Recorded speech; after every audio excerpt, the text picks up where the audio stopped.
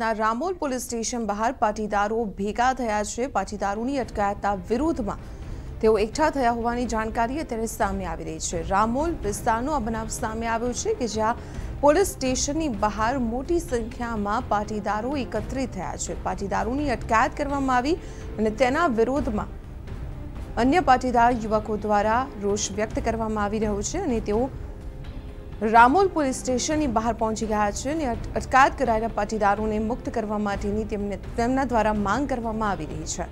આપણે દ્રશ્યો અમે બતાવી રહ્યા છીએ રામોલ પોલીસ સ્ટેશન બહારના વિગતો મેળવીએ સંવાદદાતા સચિન પાટીલ પાસેથી। સચિન, રામોલ પોલીસ સ્ટેશનની બહાર મોટી સંખ્યામાં પાટીદારો જોવા મળી રહ્યા છે, અત્યારે શું સ્થિતિ છે અને શું કારણ? દીપાલી, જે પ્રકારે વિશ્વ ઉમિયા ફાઉન્ડેશન દ્વારા માતા ઉમિયાનો જે રથ ફરી રહ્યો છે, ત્યારે વસ્ત્રાલમાં આ રથ આજે સાંજે આવવાનો હતો અને જે રથ છે એ રથનું સ્વાગત કરવા માટે પાસ અને સ્થાનિક જે લોકો છે, સ્થાનિક લોકોએ પણ પોતાની રીતે રથનું સ્વાગત અને આરતી કરવા માટેની તૈયારીઓ કરી હતી।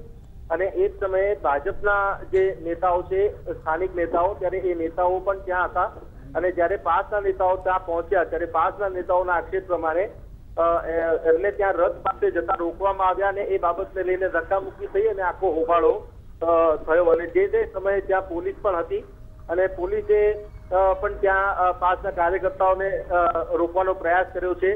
કેટલાક વિડીયો પણ છે, એમાં જે આક્ષેપ કરવામાં આવ્યો છે કે જે પાસના કાર્યકર્તાઓ કે નેતાઓ છે એમને ત્યાં લાઠીચાર્જ પણ કરવામાં આવ્યો છે અને આ સમગ્ર ઘટનાને જોતા રામોલ પોલીસે પાસના કાર્યકર્તા છે, કન્વીનર છે, મહિલા કન્વીનર ગીતા પટેલની અટકાયત કરી છે। એમના સહિત કેટલાક બીજા લોકોની પણ અટકાયત કરવામાં આવી છે।